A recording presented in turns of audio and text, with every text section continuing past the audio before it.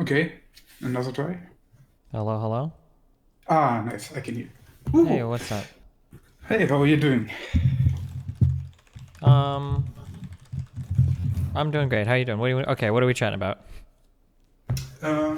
I listened to one of your earlier chats you had with another guy, I think, Mm-hmm. about the philosophy of mind, materialism, and all that good jazz. And I think the other person was, I don't want to say uneducated, but maybe uh, he didn't bring forth the strongest arguments against materialism, I think, personally. Okay. So I thought we could chat about it if you want to. Yeah, sure. Just curious, what's your background in this? I'm doing my master at the moment in philosophy. Okay. Um, I wrote my bachelor in the philosophy of mind, but at the moment I'm doing more philosophy of language kind of stuff. Yeah, I remember. Gotcha. Which I think is what Rem is wanting to do. But okay, cool. Okay. Yeah, I'm from Germany. I think you can hear my accent, but I think my English is fine enough. I think Yeah. we can get along.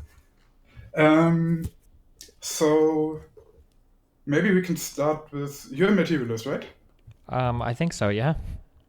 I think a more modern word would maybe be a physicalist or naturalist or something like this. Maybe I used to say physicalist, but then somebody told me nobody says physicalist; they say materialist. So then I said materialist. Well, the Stanford Encyclopedia entry is physicalism, so I Okay. think Well, that then might be I'll say wrong. physicalist. Okay, sure.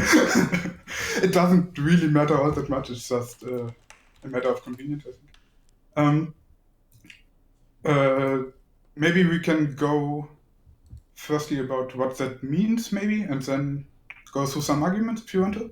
Yeah, sure. So, what do you understand under materialist, physicalist, whatever? I guess my understanding of physicalism is that the only things that exist are things that are like, I guess, like properties of like the physical world, and there aren't any other like dimensions or any other areas where I guess information or anything can exist outside of the physical world. Um, the only properties that exist are physical properties. I think that's a Yeah, so pretty yeah, that normal sounds view, yeah. sure. Yeah. Um, and but you only want to say the only thing that does exist is physical properties, not the only thing possible to exist is physical, right? So to be very careful, I think I would say the only things whose existence we can know about are physical things. I guess I can't really make a definitive statement for as to other things existing outside of the physical, but I would say we can't have knowledge of any of those things if they do Um, exist. Yeah. uh, I want to make this distinction because Mm-hmm. this has ramifications in when we talk about necessity Mm-hmm. and modality and possibility and such things, right? Okay. If you want to say the only thing that is possible for material things to exist, you would basically say something like um, there would be no possible worlds in which mental things exist, for example, or no possible worlds in which angels or demons or spirits or whatever Yeah, I don't think I would exist. ever make a statement that strong. That sounds like way too Okay, powerful a claim. okay. Yeah. This would be this was the earliest approaches in materialism, physicalism. They would say something in this vein Mm-hmm. that basically the only thing possible to exist are physical things in a sense, Sure. and they would claim an identity of psychological or mental things with physical things. Okay.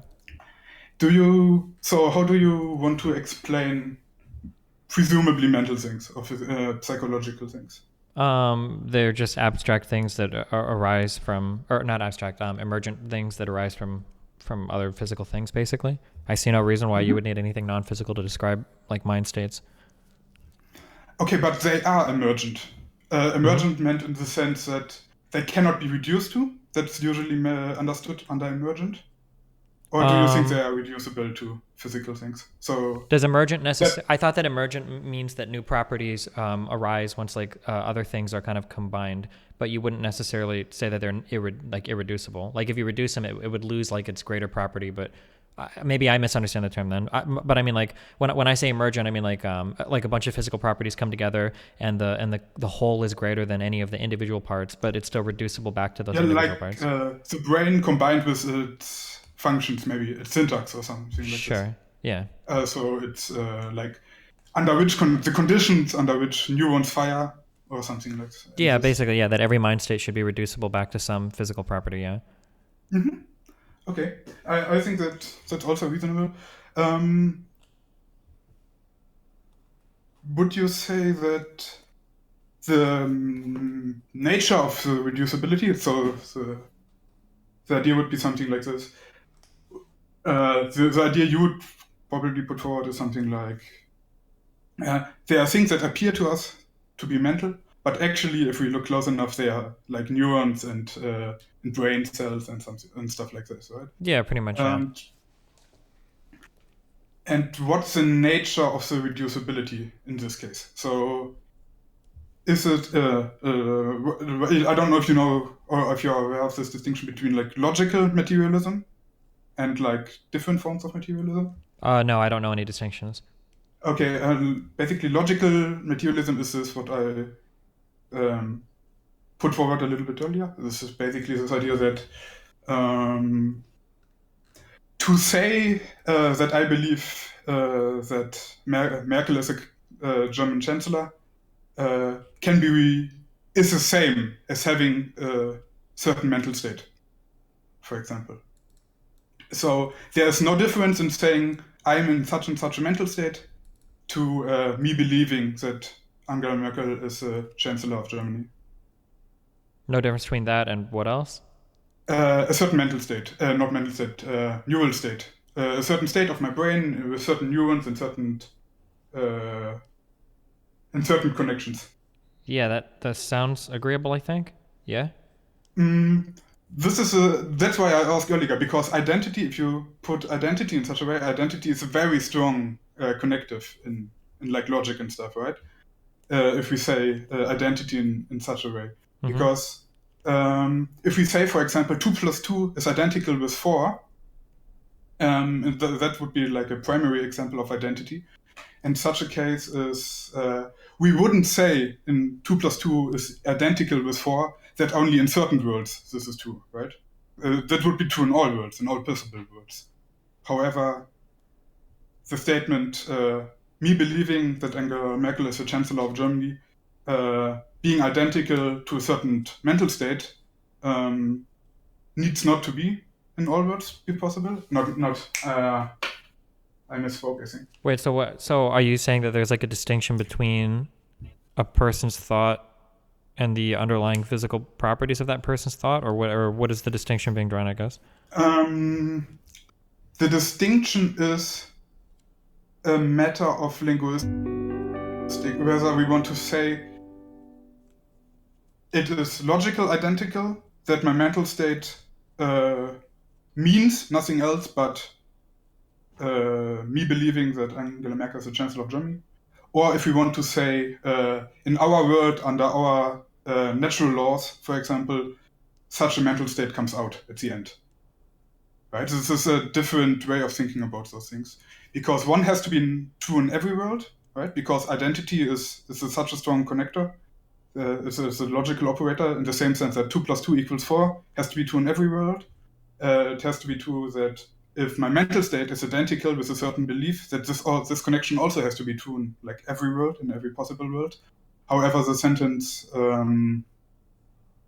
under our natural laws, such and such a physical state, under such and such a physical state, I have such and such beliefs, does not have to be true in every world. Am I making sense or not? Or... A little bit. I mean, I guess so. Okay, so let's say that I go with the what is it? The logical materialism or logical Yes. physicalism? Yeah, I mean, I think Yes. that sounds so. Whatever mental state you have is equivalent to the underlying brain state, and I guess I don't understand where the all possible worlds come in.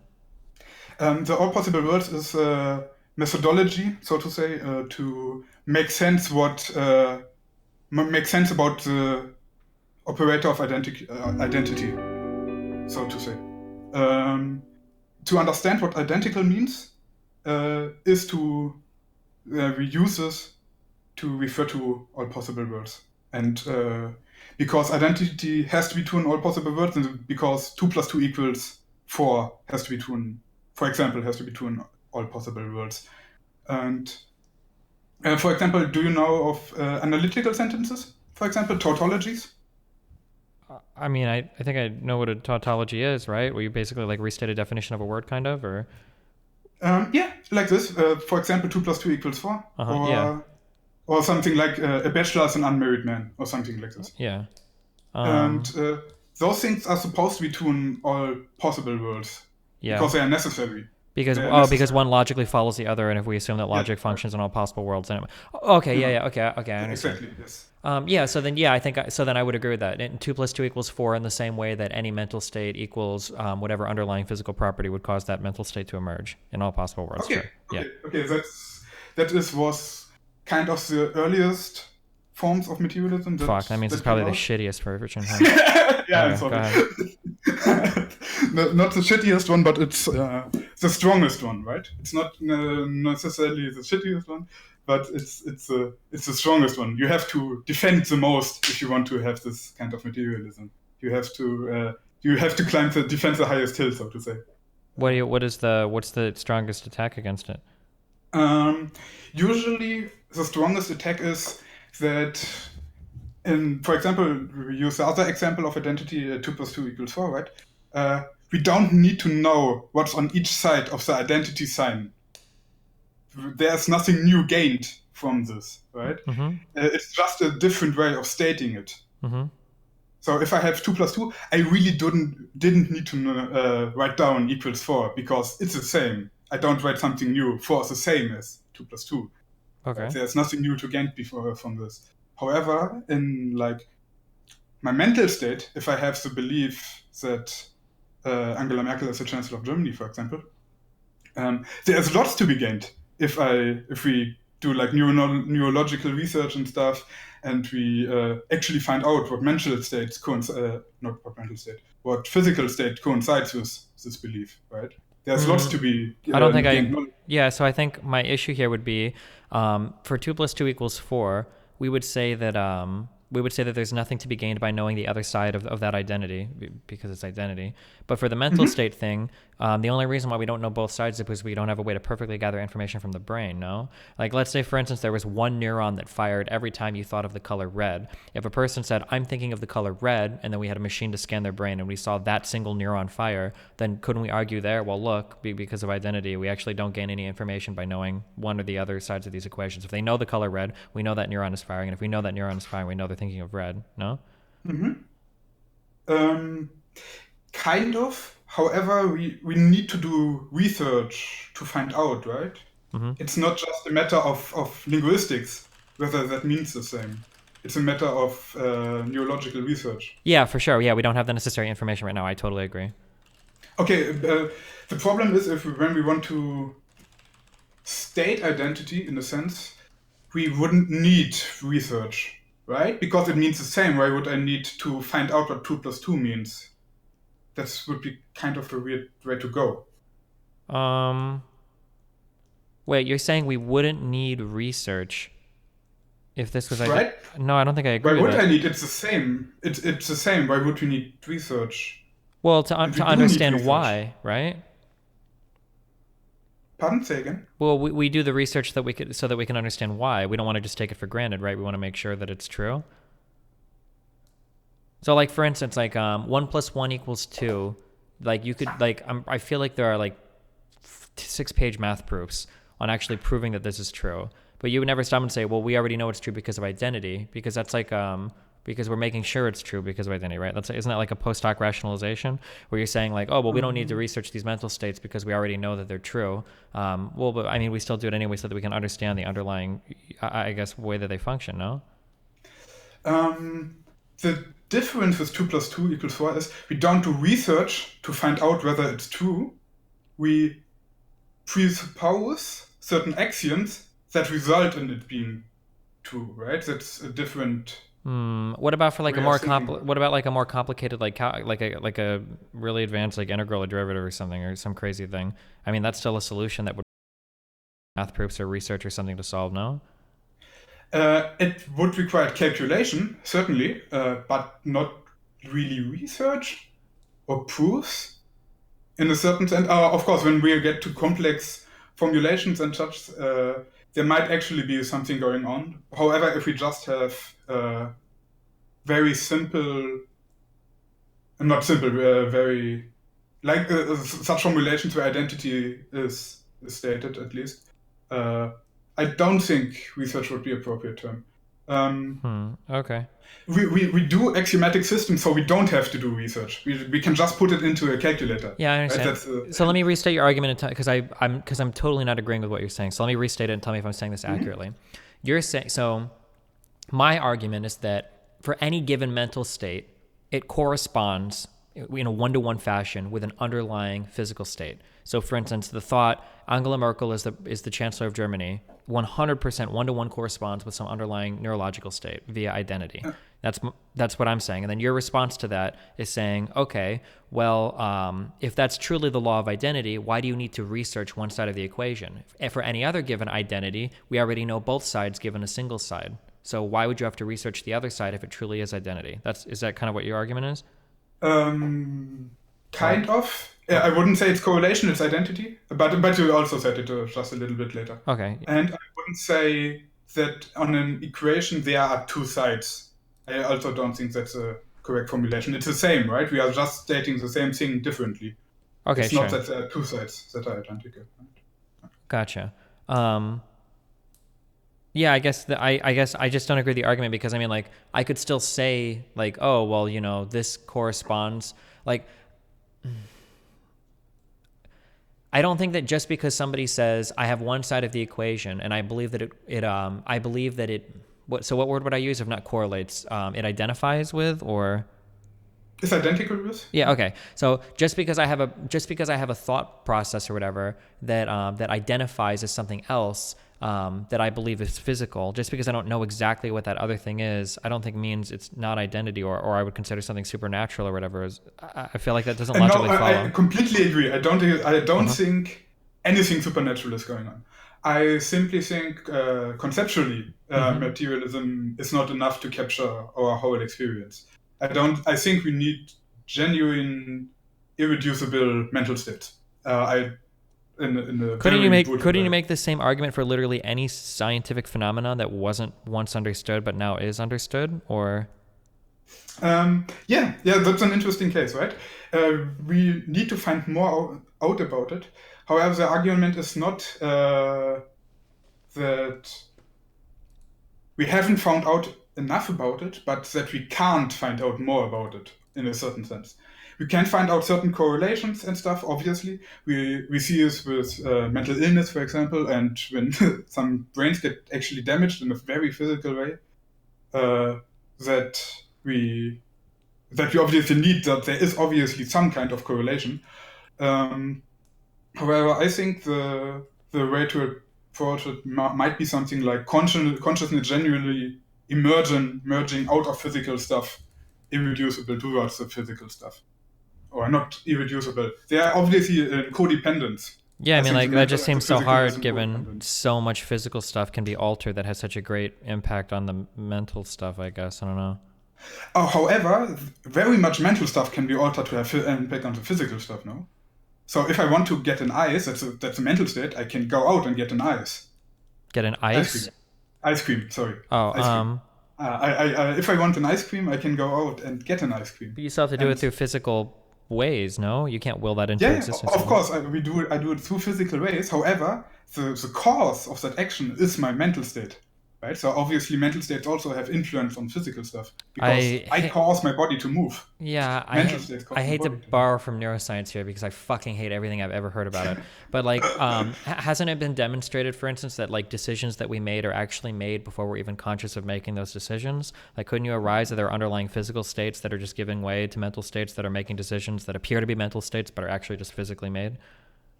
Of course, yes, very much so. That was, for example, Liebert did experiments in this sense, right? Okay, sure. Also very important regarding topics of free will, for example. Yeah. And my point would simply be that our consciousness is way broader than we think. So the stuff that happens before we actively notice it is part of our consciousness. That's not something separate from our consciousness, right?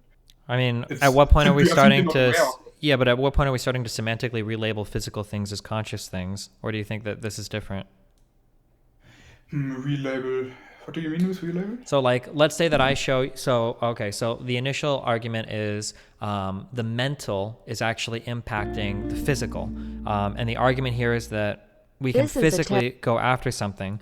However, the cause of that, the initial starting condition or whatever, was a mental one. And then I say, well, look, actually, I can point to the idea that this mental thing is being caused by a physical thing. And then you say, okay, well, that physical thing, even though it appears to be a physical thing, that's actually a mental thing. Did that make sense? Yeah. Yeah. So then my Yes. question would be like, aren't you just redefining some of what we understand to be physical as mental, or? Um, Redefining, maybe. I don't think that's necessarily a bad thing if evidence supports this. Oh So, yeah. for So example, I yeah, go ahead. have to say this, right? Otherwise, I have to agree with you. Yeah. Oh, yeah. Because my argument would logically follow. Yeah, of course. Yeah. So then my question, and this is, I feel like the hard one for you to answer, is like, okay, well, if you have evidence on your side, how do I find mental states? How do I, where do I find these things, or how do I even, by what process can I even evaluate the existence of such a thing? How can I have knowledge of something like this? Knowledge of mental states? Yes, other mental states besides my own. Others besides your own. That's an extremely big problem. Yeah.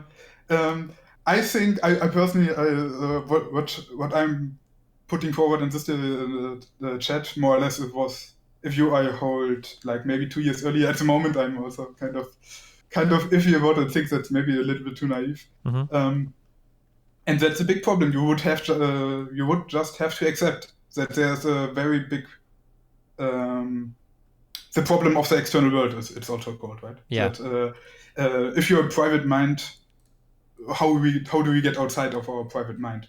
And I don't think there's really a brilliant answer to this. We just have to accept that this might be a problem, and we just have to live with the possibility of Mm-hmm. not having access to other people's minds. Here's a question, like a thought experiment I would have for you. Let's say that artificial intelligence became sufficiently complicated enough that it could emulate a human mind in any conceivable way. Would you argue that we've created like a physical thing that gives way to something non-physical, or is this something? Yes, 100%.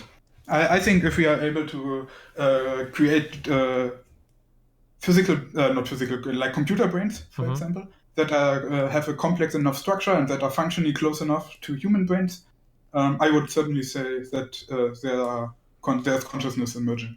I would also say, for example, for very complex mushroom networks, for example, this could also be the case. I would also be fine with saying that those could have consciousness. So where does this information reside in, I guess? What? So like when I talk about properties, yeah, when I talk about properties of the physical world, entities that exist in the physical world, these are things that like take up they occupy three-dimensional space, right? Where do or four-dimensional space, depending on what we're talking about, I guess, right? Where do where do I find mental states? Where do these things exist at, and in what form? I think in this question you're also presupposing kind of your view. Yeah. My position would be, or the position I'm putting forward is some kind of property dualism. It's called. Okay. You probably know about dualism, right? That's basically you have a soul and you have a body. Yeah. This is some stupid view Descartes put forward. Sure. It's trying to marry like spirituality with physicalism, right? Kind of. Yeah, and it's very stupid and it doesn't work. And Descartes got killed over 100 times in the 20th century. Okay. And the smarter version is basically property dualism, which would say the stuff the world is made of is not physical, but it's neutral. It's some kind of neutral stuff, the world, the universe, whatever. And this stuff can have physical properties, but it can also have mental properties. For example, we are people, right? And people can have mental properties, but they can also have physical properties. For example, I'm like 188 tall. That's a physical property, but however, I'm also hungry, for example. That's a mental property. So just curious, do we need to invent this language literally just to describe mental states, or are there other possible things that could exist here that are like property dependent, non-physical things? property dependent non-physical things. I think we would probably, regarding what view we hold towards universals or abstract objects, like numbers, for example, Mm-hmm. we might just invent this language for this additional category for mental stuff.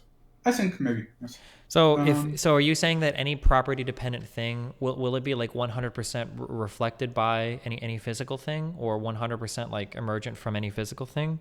My next question is going to be, then why wouldn't you just call it mhm. physical, right? Because the way of emergent is non-reducible, I think. Uh, Okay. and I would also probably say that those things, in most cases, I can't think of any case where it wouldn't be dependent on physical stuff. Um, Hmm. I Okay. think so. However, I put this view forward because I think there are massive flaws with materialism as such when we assume reducibility of mental properties, for example. Can you give me like a potential problem? How many do you want to go through? So you already went through some, I think, if I remember correctly. Or not went through, but you already talked about some. You talked about qualia, right? Yes. Yes. So our This is inability one to very communicate experiences to other people, right? um, not communicate. I think Mm-hmm. our ability to experience as such. Yeah. Yeah. No, not necessarily about the linguistic part of Oh yeah, yeah. communicating Sorry, our sorry. That experience. was Okay. the context of the conversation, was that any qualia that any individual experiences is always going to be unique to them, and you can never experience another person's qualia or whatever, right? Yes, Yeah. exactly. This was a very famous paper in the 1980s or something. How what is it like to be a bird? Mm-hmm. Bat. What is it like to be a bat? It was called, I think. Yeah. And yeah, this is basically a very important point. But I think you already talked kind of a lot about it, and I'm also very iffy if we can't solve this problem physically. Mm-hmm. I think we could maybe, in that we say something like. Experience is just the self-recognition of a system or something like this. So that we could say something like, me experiencing happiness is nothing else but my system communicating to itself certain informations, and it appears as happiness because that is easy for the system to grasp or something like this. Mm-hmm. Um, so I think we can actually answer the qualia stuff. You talked about intentionality, correct? What does intentionality mean? um, our ability of mental states to have propositional content. What is the ability Uh, of our mental states to have propositional content? What does that mean? um, for example, that my belief can be about certain things, and that those certain things can be fulfilled or non-fulfilled, not fulfilled. For example, my belief that Angela Merkel is the Chancellor of Germany can be true or false. My ability of Oh, that that there's belief like to there's a be true or distinction. false. Yeah, there's a distinction kind of between an idea versus the actual physical thing, and an idea might not correspond to any actual physical thing. Yes, for Okay. example. Okay. Yeah. And intentionality is basically the ability to have mental states that are about things in the world, and the ability of those mental states to be true or false. Okay. Because physical stuff cannot be true or false, right? A stone either is or isn't, but it's not true or false in any sense. Like Sure. beliefs can be true or false, or sentences can be. Um, Um, kind yeah. of. Yeah. Uh, that's a pretty big. That's probably one of the bigger Well, issues. okay. Wait. Hold on. So actually, I wouldn't. So what I would say is like the idea itself can't be false, but in the false statement would be like like a normative statement or something. So like for instance, like if I make the statement if I make the statement the sky is purple, that Mhm. idea is true, or it's not true, but that idea exists insofar as it's reducible to some property of my brain that I have an idea about the sky. But that idea itself, in the way that we understand and have linguistically defined everything, may or may not be true. I don't understand how that stands as an attack on physicalism, though. Just because an idea might be not true doesn't make anything physical untrue, no? Or by saying that, did I just admit then that there's something non-physical?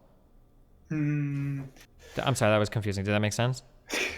A little bit. Maybe I can give an easier example. It's very confusing how stones Hmm. are supposed to be true or false. And if people are nothing but stones, how can people have things that are true or false? My Right? feeling here, and you're obviously gonna know way fucking more about this than I do because it's your area. Is it? This feels like a linguistic trap that we've fallen into, not an actual logical trap. So like, if I were to if I let's say we arrange ink on a paper, right? I can draw a circle, I can draw a square, I can write a statement, birds are black or birds are blue. No matter what statement I write, physically it exists. It doesn't have a true or false value. Physically, that it always exists. Now, whether or not the statement itself is true, that there's so much normative baggage that's loaded into that we're no longer talking about any physical property of the universe, because we would have to get through I don't even know how much philosophy do you have to get to fucking establishing a language and then understanding an idea. It feels like you have to get through a lot of stuff, and at that point, Language is very complex, extremely yeah. complex. So by the time you've gotten to the point of like parsing a statement and like logically deducing whether or not a statement is true or false, that's going to correspond to stuff that's way outside of like the simple, well, I say simple, but the simple question of, is something a physical property of the universe, right? Like, does that make sense? It feels like making a statement and then saying, well, this statement, all rocks are black. Well, that statement is false. And how can that be? How can you have a physical universe if that statement is false? That statement being false isn't the same type of false as saying like whether or not something is true or false. Does that make sense? Like, is this contextualism or something? Like, I feel But like we're it using it is, different. right? What? It is so, right? I mean, if when I say something like ravens are black, we can look outside in the world and we can check Mm-hmm. if ravens are black, and we can judge based on those facts. So I think it's not simply stating a taste or an opinion or something normative, it's making a claim with some kind of content. And we can check this kind of content and make judgments based on it. No? Yeah, fuck. I feel like I don't have the tools to talk about this. So like, I guess like my feeling is that, let's say somebody says all ravens are white. So so some things, as a physicalist, I would say that their brain state is something that physically exists. That statement that they uttered corresponds to some underlying brain state that physically exists. But I would also say ravens are something in the world that physically exists as well, and they don't tend to be white, I don't think. Just because they've made a statement that through all of our human definitions of how we define words and how we come up with ideas, just because they've managed to make a statement that's false, that doesn't correspond to something in the physical universe, doesn't mean that it's not totally reducible to physical things.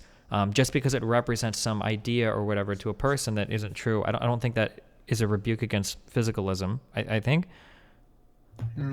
Or do you not? Or do you Um, think that's just wrong? Do you not agree? can you repeat your point, maybe? Um, Sorry. no, that's fine. I'm sorry, because I'm being very worded. Okay, so like, let's say that if somebody utters a statement that we know to be false, right? Yeah, ravens are white, for Yes. So example. somebody says ravens are All right. white. So Right. here are some statements that I think I can say that are true, that I believe as a physicalist.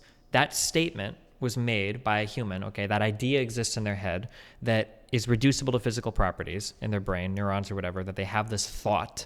The thought might be incorrect, but just because that thought is incorrect, that thought being incorrect is incorrect insofar as like fuck, I would have to think about this more to phrase this correctly. Usually, we would say the Hmm. thought being incorrect would mean something. It represents the word wrongly. That's a usual way we might say Would this. prevent the word what? Represents the word wrongly, in the wrong way. Oh, sure. Um, it is something represented, yeah, ravens being right or Hmm. something like this, and that's not the case. Yeah, I That's just don't see why that necessitates a non-physical thing to describe anything that's happening there. um, Because everything that we're talking because about ultimately can still be some physically deduced. Sorry, go ahead. uh, yeah, right, but we have to show in what sense the apparent propositional content, right, the ability to be true or false and to be about stuff, how that can be reduced. Because on like prima facie, it seems like stones cannot be true or false, and if we are nothing but stones, how come there are stuff that in a very particular way, very structural way and organized way, hooks up to the world and can be checked and stuff like this. Oh man, And fuck. I feel like, oh god, I feel like I want to say so much, but I just don't have the words. Maybe this is what a child feels like. Like when you say that a stone can be true or false, I feel like I it feels to me like we've when we're evaluating whether something's true or false, it feels like we've moved past like epistemology and like meta ethics, and we've already like snuck like some sort of normative like claim or whatever. I feel that's what it feels like to me. That what? As you think, true or falsity is not. no. When Not we real? say whether or not something exists, I feel like we can do this. I feel like we can do this before without any normative statements. That we can do this purely with descriptive statements, whether or not something exists. But to make a statement about whether or not another person's statement about whether or not something exists or not is true or false. Do we not have to do some sort of normative work there in order to be able to say that, or do you think you don't have to at all? Um, okay, this is a very extremely complex discussion. It is Yeah. probably the hottest discussion in literature at the moment, or some of the hottest one of the hottest discussions. Is one of intentionality and how we might understand intentionality physically. And there are actually approaches that try to do that, and they are somewhat successful. They are extremely complicated and they go very deep into semantics because and philosophy of language. Because when we talk about intentionality, we talk about and propositional content, which is the ability to be true or false. We talk about language and in what sense language is true or false. Yeah. Like Right. I guess And like usually, so go ahead. okay, I'm about to just say a lot of shit, okay, and hopefully something here makes sense. So like Okay.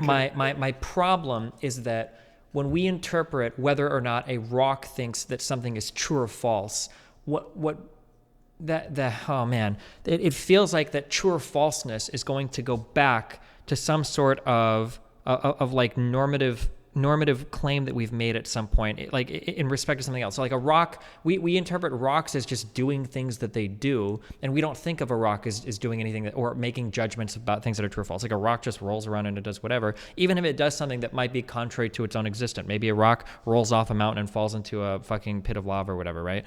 But we don't like ascribe like true or false or whatever. But like maybe like a higher intelligent being could look at humans and say something similar, where humans just we do as we do, we just make statements and we've made symbols and some things and blah blah blah, and maybe we just don't understand the world and we're making statements that are just dumb and wrong, but it's just doing things that we do and there doesn't have to be any sort of greater explanation for that. Does anything I'm saying, does this make sense? Yeah, it Yeah. makes some sense.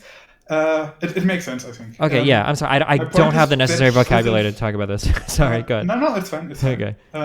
I think um, this simply seems like how to say wrong in a Mm-hmm. sense because we simply do make statements and those statements seem to work out in the end in some sense, right? It's not simply normative stuff that's willy-nilly and trueness and falseness does not really exist. It's just a matter of Well, hold on. I don't how we know. define. I don't know if I believe that things do work out in the end. That's don't we don't Okay, things yeah, don't you're right. You're yeah right. You're right. things You're only right. work out in You're the end right. because we It's change our fine. language to fit what works out in the end. No. Okay, you're Hmm.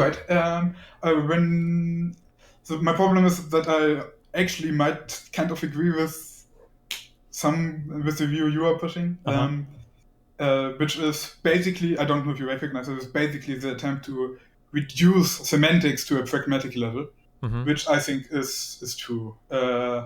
That's just a whole It seems a whole really nother fucking debate. hard. It feels like there's a lot of groundwork you have to do to get from like to get from literally like epistemology up to like a person says a statement and then evaluating that statement. It seems like there's a lot of legwork to do to get through language and do that. Like way more than what I've ever thought about before. That's what it feels like to Um, me. But the legwork basically started in the 19th century uh huh. around. And the first papers wrote about the was from, I don't know if you heard, Gottlob Frege was probably the first. Hmm. He was a mathematician and he basically started. And the idea is basically that in language always in Frege at least, always stands for something else. For example, if I say something like moon, the word moon stands for that thing in the sky, for example. And sentences can be true or false in respect to those denotates the objects of reference. For example, if I say this is the moon, and moon references the thing in the sky, but I don't, I point my finger at a cup or something like this, then that sentence would be wrong because the denotate is wrong. Okay. Something like this. Sure. And that such structures necessarily underlie language, and this is not simply a conventional thing, but that is about the nature of language and the nature of humans and the nature of intentionality also. So in that sense that language is not purely conventional and normative and pragmatic, but that there are some underlying real structures in language. Am I making sense? I'm just curious to make sure. Does this tie into the idea that, or would this be at all related to the idea that we gain knowledge through experience? Is that at all tied into this, or not at all? So, for instance, like we're not capable of just inventing a language a priori. Like we necessarily have to have something that this language is referring to. Like we necessarily need some experience or to become acquainted with. This is a very strong argument against this view I put forward, and this is one that was. That more recently in the 50s or something, people actually believed more. In Frege, I don't think he cared very much about experience in this classical semantics. Later on, however, people were very acutely aware of how pragmatic everything actually is. So I would say yes, experience is a hugely important role, however, not for this very classical realist view. In a sense. I don't know if you want to go deeper in this topic because I think it's extremely complicated. The problem is like I lack so much fundamental stuff. It's basically just going to be you hand walking me through it, and I'm not going to be able to disagree with you on anything because I just haven't. No, it's okay. I could send you a paper, but that's also pretty difficult. Basically, the idea is that an answer towards the problem of intentionality would be to trying to solve this content aspect of words, right? So the ability of sentences to be false or true in like in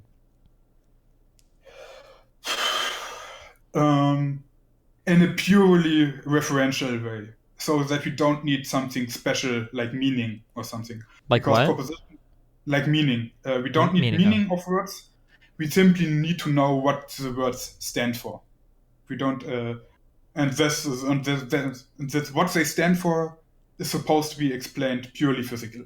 That's the basic idea. Okay. So in a sense, when I say something like, I believe Angela Merkel is the Chancellor of Germany, or something like this, I could explain the content aspect of this purely physical by knowing in which possible worlds the words Angela Merkel points towards which people. You basically every single word is corresponding to some physical entity, right? Yeah, sure. Exactly. So I as you believe is a mind state that Angela Merkel, another entity that exists in the universe, is a verb that describes physical properties, and then the Chancellor of Germany is like a universal thing that exists. But also additionally, we would not only say this, but also need to do this about every possible world, because we don't want to say with Angela Merkel just this person, but everything that would be Angela Merkel. Something like this. Okay, sure. Okay, sorry. This was probably too long-winded. Another more, I think, easier argument against some kind of materialism is often called the dimension argument. And the main point of this argument is that if immaterialism were to be true, just for me, you don't know supervenience or something like this, right? I don't know what? Supervenience is a very fancy philosophical term that's... Supervenience? Yes. Never heard of it before. Hold on. Okay, it's... okay. Uh, In philosophy, supervenience refers to a relation between sets of properties or sets of facts. X is said to supervene on Y if and only if some difference in Y is necessary for any difference in X to be possible. no, we don't need to do that. I can do it without. It's very complex. I just wanted Okay. to know if you know. No, I don't. Okay, don't worry about it. It is also pretty complicated. The basic argument is something like, for materialism to be true, there need to be more physical things than mental things, right? Because when we want to reduce mental things onto physical things, we need more physical things than mental things. Otherwise, this wouldn't make sense. Otherwise, we wouldn't have a neurological state for a thought Yeah, when I there are understand. more thoughts than neurological Sure. states. This is the supervenience thing, right? Right? Kind of, or plays into it? Kind of, yes. Yeah, okay, I think... Supervenience is a necessary concept to kind of formalize this Okay, gotcha. argument. Okay. Yeah, I understand. Okay. Um, and there are now many possible ways to create more mental states than physical states. Wait, how? And What do this you mean is, by that? for example, I can say something like, um, I believe Angela Merkel is the Chancellor of Germany, and I can say something like Stephen believes that Matze believes that Angela Merkel is a Chancellor of Germany, and Stephen can say something like Matze believes that Stephen believes that Matze believes that Angela Merkel is a Chancellor of Germany, All of and these then I things can say still only represent like a single mind state, though, no? no, they are different mind states, and with different they can all have different truth Or no, I'm values. sorry. When I say they all represent a single mind state, what I mean is that like as soon as you create one mind state, this person X believes Y, and then someone else says, well, X believes Y that believes Z or whatever, right? Well, once somebody is changed to something different, then the last one ceases to exist. So there's still like a one-to-one correlation between like minds and brains, right? This is supposedly uh, not mind state. You mean neurological state, right? Yes. Okay. So Okay. what I'm saying, so you're Uh, saying that I could create an advanced neurological state, like I could create plenty of these, but what I'm saying is sure, but only one can exist at any given point in time because it's yes, referred only to one by, can exist. yeah, Only exactly. one can exist. Yeah. I agree. I agree. Only one can exist. However, if we iterate in such a way, I put forward, like, for example, inference is called like A believes B, and then A believes P, and then B believes that A believes that P, and A believes that B believes that A believes that P, and so forth. Uh, we can create an infinite amount of mental states, right? Sure. And there are only a finite amount of Well, okay, wait. If we're going to play logic. that game, then I would say that's not true. We can't create an infinite amount of mental states. That will either run out of ink, we'll run out of people to believe something, or we'll run out of, right? We can't. Okay, granted, but there seems to be a possible amount of infinite mental states, no? Well, not if you're going to,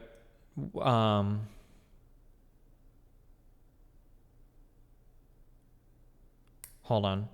Because intuitively I want to say yes, but if we're stretching this to its actual limit, I don't think I can believe in infinity as a concept of anything. Because if I believe in a physical universe, I can't have infinity because there has to be a limited amount of matter in the universe. So there can't be an infinite arrangement of things or an infinite possibility. You'll really run out of That's a energy. problem, right? Well, Because there are seemingly infinite possible mental states. no. It's only a problem. It's only a problem if I presuppose that there are infinite mental states. But if I say, well, no, reasonably, there is going to be a limit to the number of mental states we have. I mean, unless you there's a use like limit in the math or number. something. What? There's a limit in the number we actually have that are actualized. 100% I agree with you. However, it seems to make sense that infinitely possible mental states, no? Because, right, I can iterate. Iterate? Is this a word? Yeah, probably.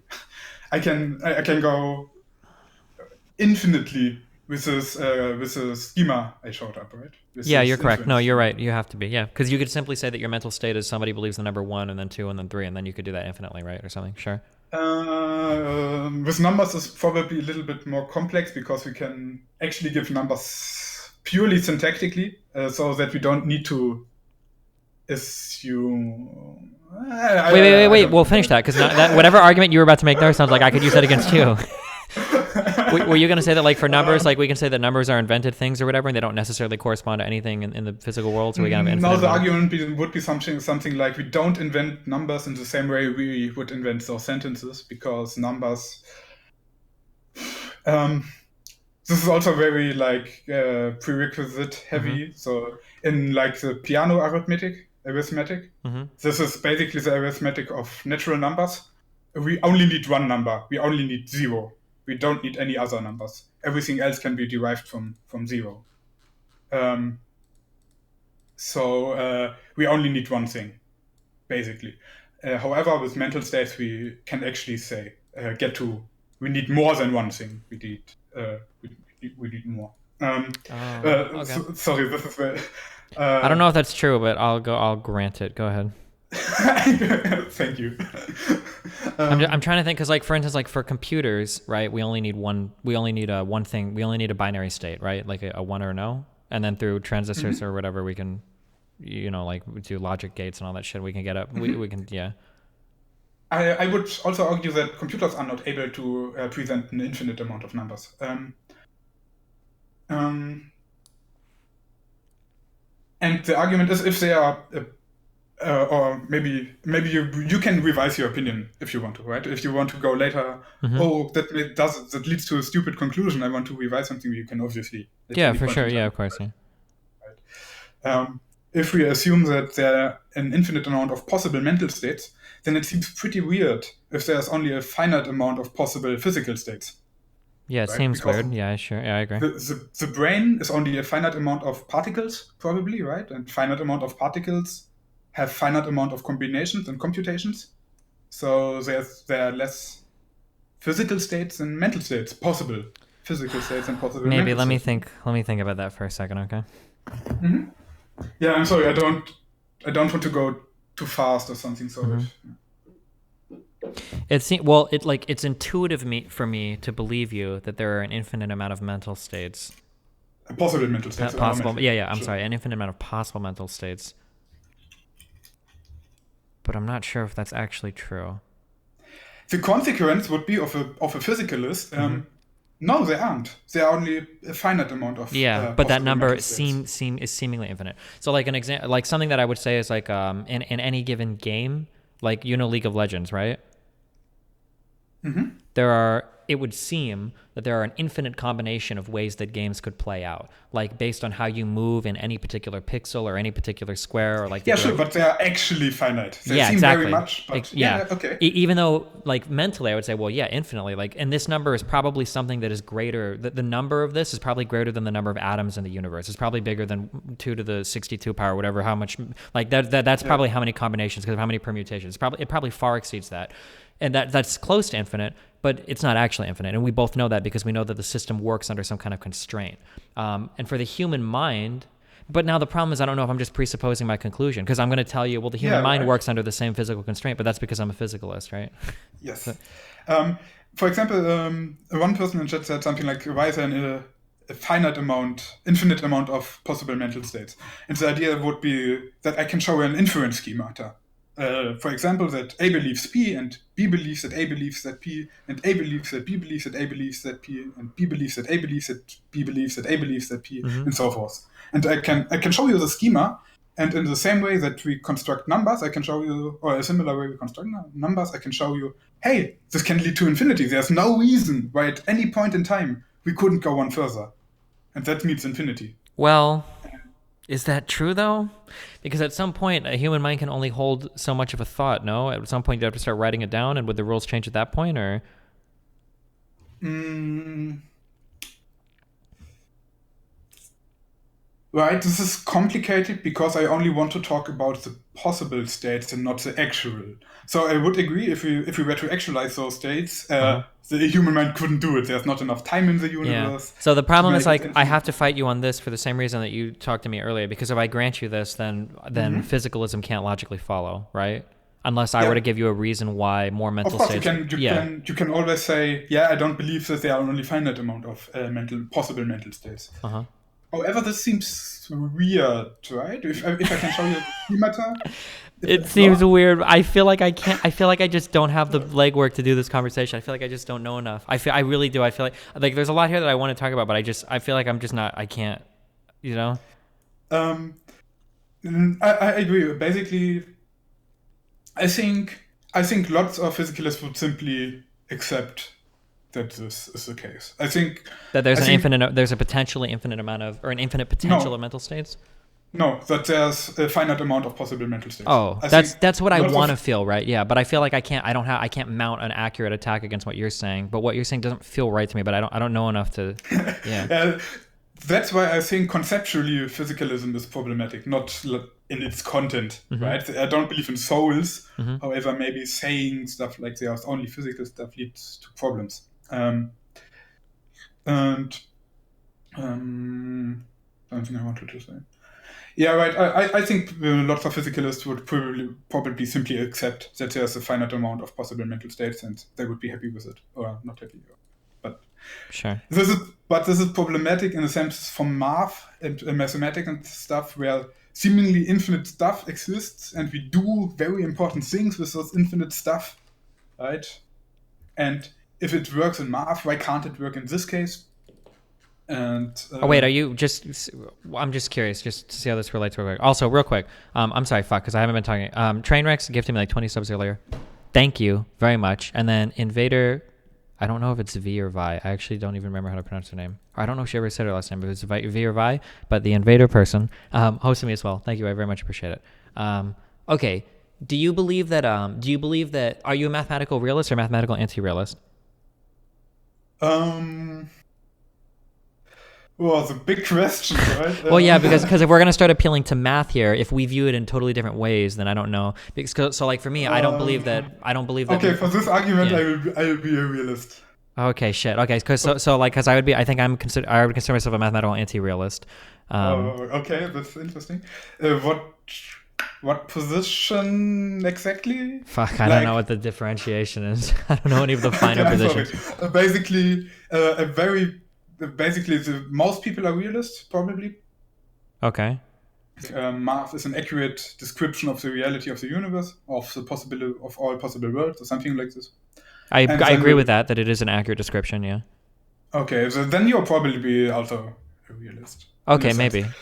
You're not a Platonist, if you want to say something like this. You don't believe that there's a heaven where numbers exist or something like this. No.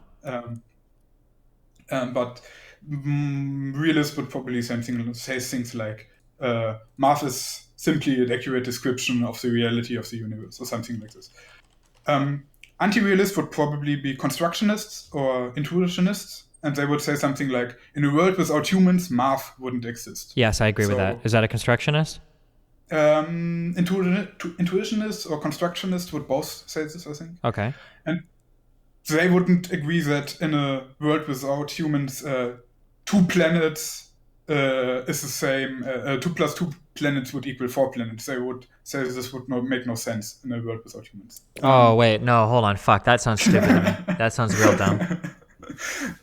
I guess like I guess like the way that I understand it is like if 2 plus 2 planets would always equal 4 planets, but the concept of 2 and the concept of 4 aren't found anywhere in the universe. So these are concepts these are categories, I guess, or whatever the humans create. Okay, yeah. I think realists would be fine with it. I think realists would be fine with this. That the concepts we don't have the concept of 2 or the concept of 4 in a world without humans. However, we have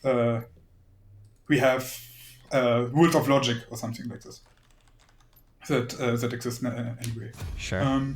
I think people would be realists would be fine with this. Another argument that is brought up oftentimes in regards to materialism follows a similar strategy towards one of inference. It also tries to construct an infinite amount of mental states and say, or not an infinite amount, but a bigger amount of mental states and physical states, and say that this is problematic in some sense. And I think it's fascinating in a sense, because when I as a person can talk about my own neurological states, right?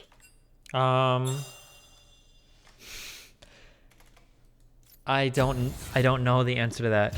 I as a person can talk about to a fancy apparatus, and I put my head in it, and I could theoretically like see my neurons. Yeah, using like another tool. Yeah, it seems like we can't investigate these things on our own. Like for instance, I can't know intuitively how much serotonin I have in my brain, but I could cut my brain open or something. But we can use tools to find out what neurological states we have, right? Yeah, I believe so. Right? Yeah, sure. Do you think we can believe those states to be wrong and false? That's also true, right? The state So, itself to be false? yeah, right? If I get something from the doctor or something like this, and We're assuming that's a that the printout of instruments my aren't, brain. it's not something stupid like an instrument isn't calibrated correctly or something, right? No, for example, I can believe about this printout I got, this is wrong, or yeah, this is the right. No, it When should, assuming everything is like wired correctly and you're not going to say, well, what if the machine is broken? Then I would say that any brain scan should be just as accurate as detecting like white blood cells or some level of vitamin in your blood, that it should be true. It shouldn't be able to But be you can false. still believe irrational things, no? Yes? So I can believe the irrational thing that this is a wrong printout. You could a person. Okay, wait, hold on. I'm sorry. Let me make sure I'm understanding. Are you asking exactly if a person could believe that it's right or wrong, or if it could actually be right or wrong? No, belief. Only I'm only Oh, talking if about yeah, oh belief. yeah, any person could believe any individual thing at any point in time. Yeah, yes, of course. Okay. Okay, And those beliefs themselves would be neurological states, right? they would So, correspond to neurological states. Yeah. for example, the belief that the printout A is wrong and the belief that printout A is right would both be separate neurological states, right? Correct. And we get printout for those states. Okay. Also correct, right? Yeah. And we can again say that those states are wrong or right about each of those printouts again. So about printout B and printout C, I could say B1 and B2 because B1 is I believe B to be right, and I believe B to be wrong. And about the printout C, I can also go and say I believe printout C to be right, and I believe printout C to be wrong, right? Okay.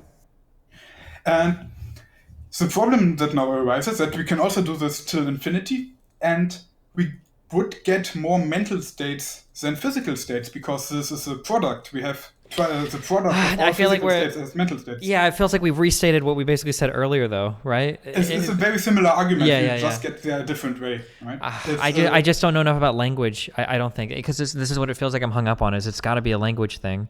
Yeah, you think? Because I don't think that. Well, no, because the problem is I keep begging the conclusion when I ask you a question. Because what I'm going to say is there can't be an infinite arrangement of neurons in the mind in order to produce these mental states. And then you'd go, well, of course, that's why it's not physicalism. But I'm presupposing, yeah, right? That's, yeah, I understand. I can't, yeah, all of my questions are super, I'm begging every question. Um, uh, I think we don't disagree like content-wise, or this view doesn't disagree very much content-wise. No, I mean, I don't know enough to disagree with you. So I can't even No, disagree no, with you, no, even if I no. wanted to, yeah. It's simply that the formulation of materialism might be problematic, or maybe that we need a different formulation. And this of is something that I our agree word. with. Actually, I heard an argument that was very compelling to me, and maybe this is stupid. Maybe it's just compelling to me because I'm dumb. But it's basically the idea that everything will always be physicalism, even if it's not physical. Because let's say that you find something, but it's supernatural, but you figure out a way to measure it or understand it, you'll just redefine it as physical. So of course, to the physicalist, everything is physical because that's how you see the universe or whatever. There's like something like that I've heard as well, which is interesting to think about as well. That's interesting. Yeah, I like that argument. Um, yeah, fuck. I mean, yeah, fuck. I mean, you can, if you want, I guess you can like email me a couple articles or whatever, and I can try and like read shit. But like, it might just be that like physicalism is so presupposed in literally every single thought I have that it's very hard for me to step outside of that and actually consider something non-physical, I guess. I think most people would agree with you. I think our intuitions toward physicalism are so incredibly strong that everything else molds around it. Even math or logic or stuff like this. I think our intuitions regarding physicalism are extremely strong. Yeah, but For then good when we reason, go right? into the Science most, works and but the most fundamental aspects of our existence, though, can't be explained by physicalism, which is like the big, right? This is where like solipsism and shit comes from. Like, I don't even know if you have a mind, which is a pretty basic like tenet of human existence, right? Are the other people around me thinking like I do? So that's kind of shitty that there's no legway you can make there, right? This is. I'm fine with this. I think plausibility is more important than proving this. Yeah, I guess, sure. I'm very pragmatic in a sense. Wait, so does it? So are you a hardcore physicalist then, or? I don't know. The view I was putting forward is like a property dualism. Okay. This is the view I put forward in this discussion. I probably think that both physicalism and property dualism is probably both wrong. I think both are kind of presupposing this inner-outer dichotomy that there's a mental thing and there's a physical world outside. And I think this is maybe a wrong way to think about things. Yeah. So I'm maybe at the moment I disagree at the most basic level of what we are trying to explain. I think at the moment this is very complicated, Yeah. very difficult for me. I Are don't you? know. I'm just curious, just for the memes. Are you a moral realist or anti-realist? I'm a realist. I'm pretty much most senses, I think. What is so? What does moral realism mean to you? I guess. Can we specify on maybe a subject matter? So I consider. For example, in ethics, I'm a realist. I'm. What does it mean to be a realist? So, like, do you believe that ethics are like a property of the universe that can be discovered, or that ethics would still exist if all humans were to disappear, or where do you think ethics come from, or where do they exist? I'm just curious. Okay. I would say I'm probably a value realist, it's called. That's basically saying that humans have objective value that is part of their humanity. That's part of being human in the same sense that humans are rational. Is this all just like? Is this literally like just axiomatically put forth, or? Yeah, probably. Okay, I don't care. Fuck it. I don't care then. All right, that's boring. Yeah, sorry. Yeah. Okay. Yeah. All right. Well, because I think that's probably the easiest way. Yeah. Well, I mean, it seems to be, because other than that, then you're real edgy and you say no one has value and suck my dick, and then you can't really. No one wants to be friends with you, I guess. But, yeah. I guess in your appeal to pragmatism, it makes sense. So. Can I ask you maybe a question about materialism? Yeah, go for it. Maybe of your view. Why should people believe you about materialism? So one of my, without getting too far back, I think it's important to be able to convince other people of what is true and false. And materialism gives us, we have ways that we can measure things in a materialistic universe. And we can get into arguments over what is correct, like what action ought we take in regards to whatever moral systems we're using based on measurements that we make in the physical universe. If somebody wants to become non-physical with their arguments, then they can start to make a whole bunch of normative claims that I can never refute. So for instance, a person ought to sacrifice their child at the age of 4 because some God tells them to. Well, if you're a non-physicalist and I have no way to test that, morally, your statement is correct because it conforms to your values, but I don't want that statement to be correct because it doesn't conform to mine, and I can't argue with you, right? Because I can't argue with any non-materialist system. Does that make sense? And you would say that like utility or happiness or lack or pleasure or something like this would be physical things, or? Yeah. So I think the framework I would use, it would be consequentialism to optimize. Okay. Yeah. Yeah, so basically any 10 people in any room, I would hope, if there were 10 people that were perfectly logical people, that they would be able to argue amongst one another about a system that would produce the most happiness for all of them, and they would have to do it in a materialistic fashion. Because as soon as any one person brings up any non-material thing, every other person has lost the ability to communicate with that person. You think so? It feels that way, yeah. Like, for instance, if I tell somebody that racism is wrong, but they tell me, well, my creator told me that that this group of people is inferior to that group of people, how can I ever convince this person out of their position? How can I ever persuade them? I agree in this sense that spiritual things are very difficult to argue with. I, however, think not all spirituals... Not all non-material things are spiritual? Everything non-material is spiritual, I think, maybe. For example... an argument always put, or not always, but lots of times put forward against materialism is that it presupposes non-material things.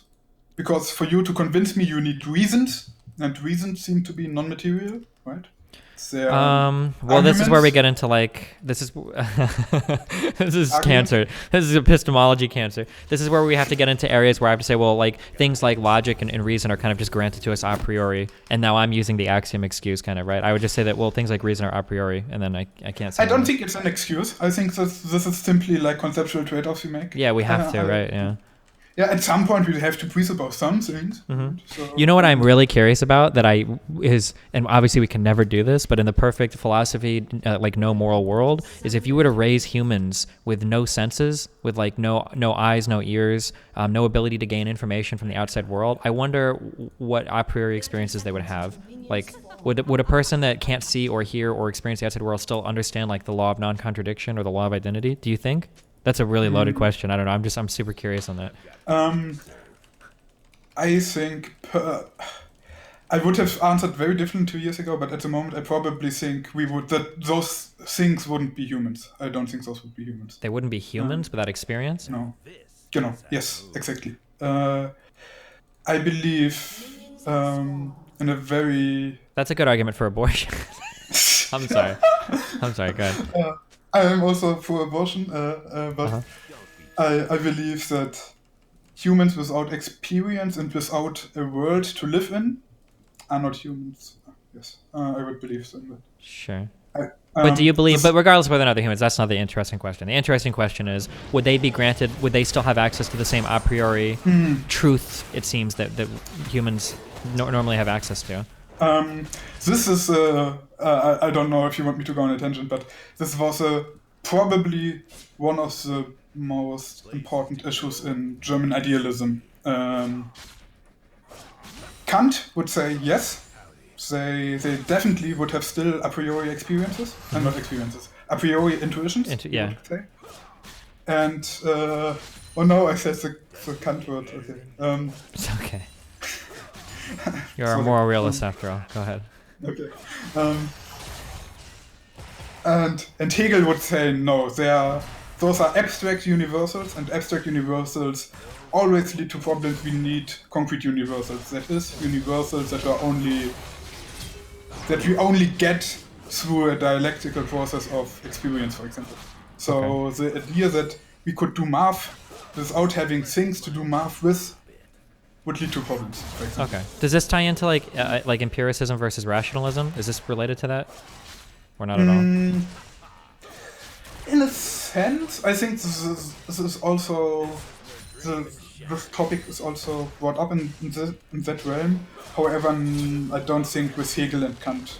Okay. I think both would be rationalists in a sense. Maybe not. Gotcha. What is it? I'm sorry. I'm just trying to remember this shit. Does don't like empiricists say that you can like in order to have information you necessarily have to build these off of experiences, but rationalists say that you can get to a lot of stuff like just using a priori knowledge, or is this not true?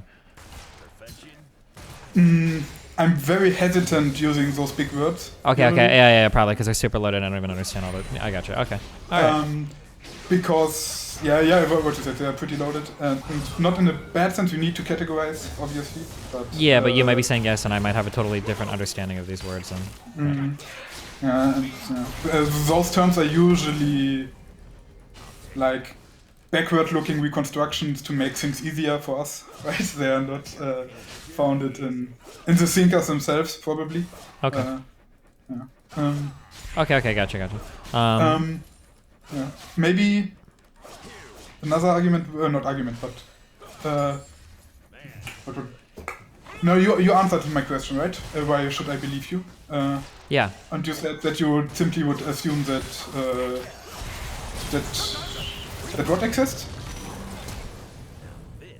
Why should I believe a physicalist account? Should I believe a physicalist? Oh yeah. So if you're like a non-physicalist or a dualist or whatever, or somebody that believes in non-material things, how does a materialist ever convince you normatively of anything? Yes, because the argument that is often brought up that materialists need reasons and arguments and stuff like this, and those things seem to be non-physical. The physicalist would consequently need not to show reasons or make arguments, they would need to show causes, right? Because causes exist in the physical world, but arguments and reasons don't. Is this a clear argument or not? Yeah, so I guess like my argument, my next step, it would really depend on what type of non-physicalist we're talking about here, because I think we can both agree that not all non-physicalists are the same. That somebody that somebody, for instance, for you saying that all humans have value or whatever, that's probably a different type of non-physical statement than somebody saying like some god is commanding me to do some action, right? Probably. Would you agree with that, or would you not agree with that? Do you think these are the same types of statements? I don't know. Well, because if you think they're the same I think- type statements, then we have a lot of problems, right? Because I have reasons for my axioms. So just because they're axioms doesn't mean they are like unfounded or stupid or something. sure, I guess what I'm trying to say is just like not all non-physical statements are going to be the same in terms of the way they carry. So like certain non-physical statements I'd probably Yes. be okay with, but like there are certain Okay. like because it seems like there are certain types of a priori experiences that are granted to all humans, and so like if somebody's going to disagree with me over like the law of identity, I can't really have a conversation with this person, and I'm okay calling them crazy. But if somebody's going to have like a statement, God damn it. But if somebody's going to make a statement that is non-physical in other ways, like all humans have value, these seem to be things that we can have conversations about. But there's a difference between, there's a difference between statements that are like basic a priori experiences versus statements that are like much heavier than that, like related to like gods or spirituality, right? Mm-hmm. Okay. I think. I don't know what I think exactly the differences or how to quantify it, but I definitely feel like pragmatically, at least, there are huge differences. Sure, yeah. In the way we, those people that hold those beliefs go about it and stuff. Arguing. And I would call a lot more people than you literally insane, I think. Seeing the people you talk with. Yes.